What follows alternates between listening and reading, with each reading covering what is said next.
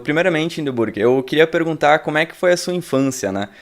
Você, para quem, primeiro contextualizando, né? Quem que é você? Qual que é a história do seu QI e como tudo isso começou? A minha infância, eu vinha de uma família com poucos recursos, né? E eu, graças a Deus, tive uma genética relativamente privilegiada em alguns aspectos, mas financeiramente não tinha uma situação muito boa. E não sei se tem muita coisa para falar sobre a minha infância, né? Aprendi a falar muito cedo, né? Com 6 meses de idade eu já falava com uma certa fluência. E fui testado pela primeira vez quando eu tinha 3 anos de idade, né? O teste de QI, eu estourei os tetos dos primeiros testes e cheguei até a idade mental de 9 anos, né? Eles não tinham na clínica acima de 9 anos. Então, com 3 anos de idade, eu tinha idade mental um pouco acima de 9. E depois eu fui testado novamente com 15 anos, né? Eu estourei o teto do teste também. E acho que os pontos principais, assim, acho que sobre a infância, acho que não teria muita coisa assim interessante para comentar. Tem uma parte que eu comento no livro do IMCH, que é sobre uma ocasião, quando numa aula de geografia, que eu deduzi mais ou menos de improviso alguns dos fundamentos da geometria fractal. E talvez seja assim, tem uma parte também que eu desenvolvi com 13 anos, eu desenvolvi um método para cálculo de logaritmos. Então talvez sejam assim alguns.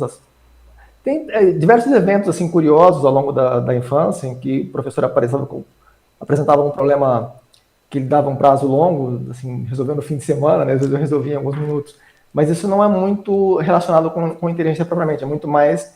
A velocidade para resolver problemas simples não tem muita relação com a inteligência propriamente, né?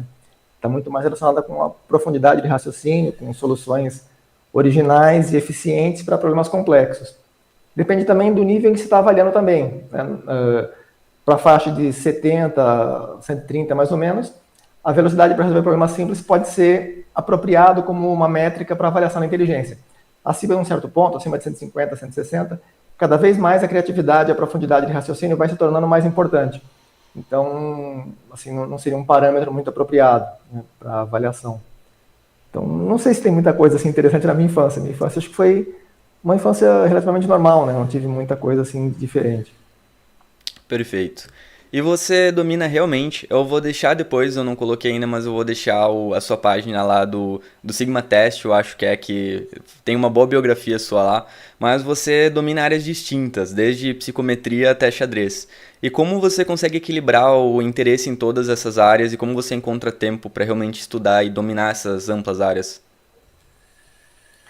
Em diferentes períodos da vida, eu acabo direcionando o tempo para uma delas, né? Eu não foco em todas ao mesmo tempo, mesmo porque não daria para fazer isso. Não dá pra, até daria para fazer simultaneamente, mas acaba perdendo um pouco de qualidade em cada uma delas. Então, quando o foco fica direcionado para uma área mais específica, acaba sendo um pouco mais produtivo. No caso, o xadrez, eu não diria que eu tenho um domínio muito grande do xadrez, né? Eu cheguei a ser o top 100 do Brasil, mas acho que não é muita coisa.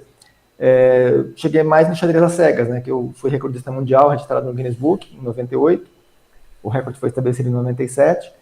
E em análise de xadrez também, eu tive uma novidade teórica que foi eleita uma das 10 mais importantes do mundo pelo Swarovski Informator 81, né? 80, 81. Então, acho que mais relacionado ao xadrez às cegas e a análise, não sei se seria análise postal, análise comentarista, né, como xadrez, enxadrista comentarista. Não sei bem como seria a classificação disso. Mas acho que xadrez, de modo geral, não estaria num nível assim tão alto, né? Estaria um nível mais, assim, né, relativamente bom, mas não equivalente ao recordista mundial, por exemplo. Né? Perfeito.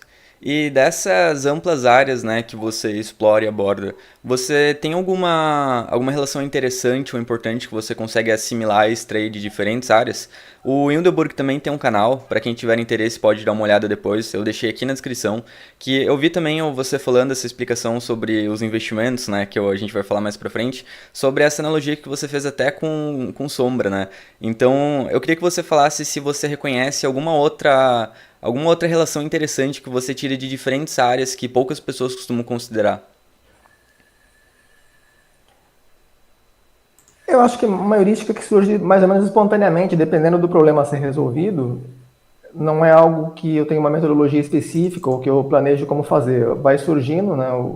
à medida que eu vou analisando o problema e vou interpretando o que é necessário que seja feito para que se encontre uma solução eficaz, as ideias vão se conectando de um modo mais ou menos espontâneo e a partir daí eu vou conectando, né, as proposições até que eu chegue a uma conclusão. Então, não diria que tem uma metodologia específica.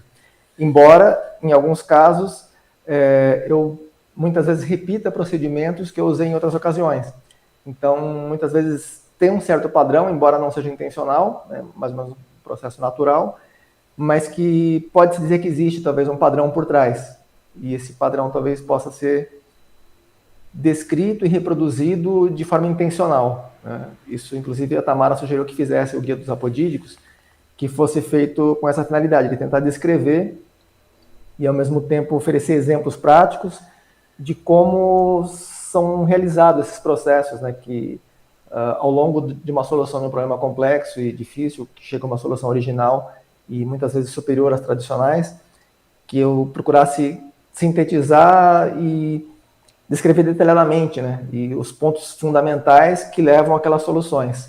E aí foi praticamente daí que nasceu o Guia dos Apodídicos. Perfeito.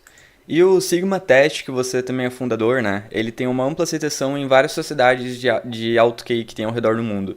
E você poderia explicar para o pessoal como essa escala é relevante, por que ela se difere dos testes tradicionais de QI e explicar também para o pessoal qual que é o... Não sei se a gente pode dizer um problema, né, dos testes tradicionais de QI.